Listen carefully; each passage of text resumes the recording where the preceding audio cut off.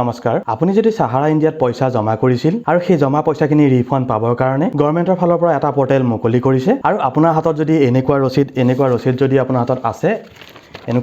আপোনাৰ হাতত আছে এই ৰচিদৰ যোগেদি আপুনি কেনেকৈ এপ্লাই কৰিব পাৰিব অনলাইন মাধ্যমৰ জৰিয়তে সকলোখিনি সবিশেষ ষ্টেপ বাই ষ্টেপ চাওঁ আহক আৰু এই পৰ্টেলটোৰ লিংক মই ডিসক্ৰিপচন বক্সত দিয়া থাকিব তাৰ পৰা গৈ আপুনি ডাইৰেক্ট এই পৰ্টেলটোৰ ৱেবছাইটলৈ আহিব পাৰিব যিকোনো এটা ব্ৰাউজাৰ ওপেন কৰি ল'ব আৰু ইয়াত সাৰ্চ কৰিব সাহাৰা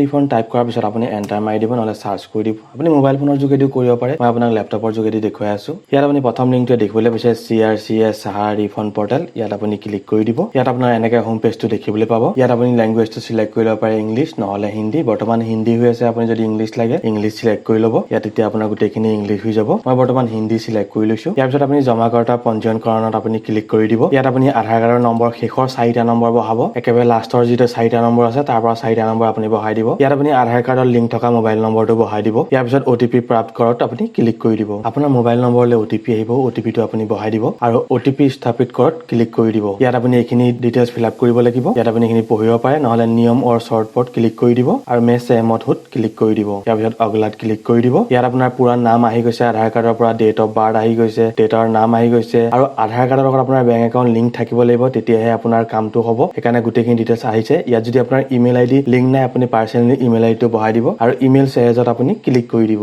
আপোনাৰ ইমেইল আইডিও লিংক হৈ যাব আৰু অগলাত আপুনি ক্লিক কৰি দিব ইয়াৰ পিছত আপুনি আপোনাৰ সোসাইটি সিলেক্ট কৰি ল'ব সোসাইটিৰ নাম আপুনি আপোনাৰ ৰিসিপ্টখনতে দেখিবলৈ পাব তাতে আপোনাৰ নাম আছে যিটো নেকি আপোনাৰ সোসাইটিৰ নাম হয় সেইটো আপুনি সিলেক্ট কৰি ল'ব আপোনাৰ ৰিসিপ্টখনত চাই ল'ব ইয়াৰ পিছত আপোনাৰ সদস্যতা সংখ্যা আপুনি আপোনাৰ ৰিসিপ্টত দেখিবলৈ পাব এই ৰিসিপ্টৰ পৰা আপুনি মেম্বাৰশ্বিপ নম্বৰটো টাইপ কৰি দিব ইয়াৰ পিছত আপুনি খাতা সংখ্যা টাইপ কৰিব ৰচিদ সংখ্যা টাইপ কৰিব আৰু প্ৰমাণ পাছবুক নম্বৰ আপুনি টাইপ কৰিব আপোনাৰ খাতা খোলনে কা তিথি যিদিনা আপুনি সাহাৰাত ওপেন কৰিছিলে সেইদিনা আপোনাৰ তিথিটো আপুনি লিখি দিব আৰু ইয়াত আপুনি জমা যোগদান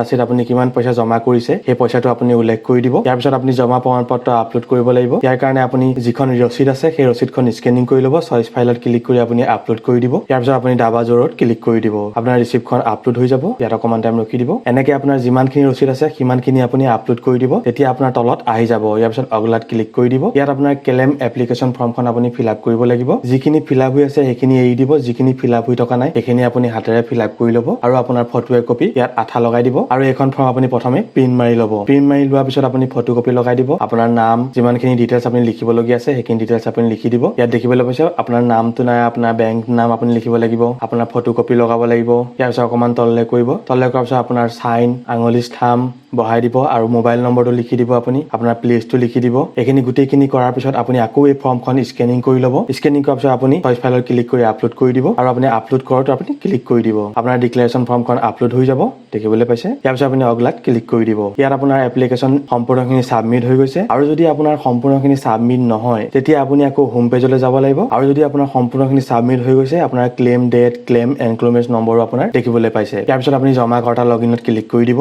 আৰু ইয়াত আকৌ আধাৰ কাৰ্ড নম্বৰ 4টা নম্বৰ বহাব শেষৰ আৰু মোবাইল নম্বৰটো বহাই আপুনি OTP লৈ পেলাই আপোনাৰ পৰ্টেলটো লগইন কৰি ল'ব তাতে আপুনি গৈ পেলাই যিখিনি ডকুমেন্টছ আপোনাৰ হয় আপলোড কৰিব নোৱাৰিলে নহয় আপোনাৰ আপলোড কৰিব থাকি গ'ল সেইখিনি আপোনাৰ সম্পূৰ্ণখিনি আপুনি আপলোড কৰি দিব যদি প্ৰথমে আপোনাৰ সাৰ্ভাৰ প্ৰব্লেমৰ কাৰণে আপুনি আপলোড কৰিব নোৱাৰিলে এনেকৈ আপুনি আপোনাৰ জমা ধনখিনি মুকলি কৰিবৰ কাৰণে সাহাৰা ইণ্ডিয়া পৰ্টেলৰ জৰিয়তে আপুনি এপ্লাই কৰিব পাৰিব আৰু আপোনাৰ জমা ধনখিনি মুকলি কৰিব পাৰিব যদি এই ভিডিঅ'টোৰ ইনফৰমেশ্যনখিনি হেল্পফুল লাগিল লাইক শ্বেয়াৰ আৰু কমেন্ট কৰিব ধন্যবাদ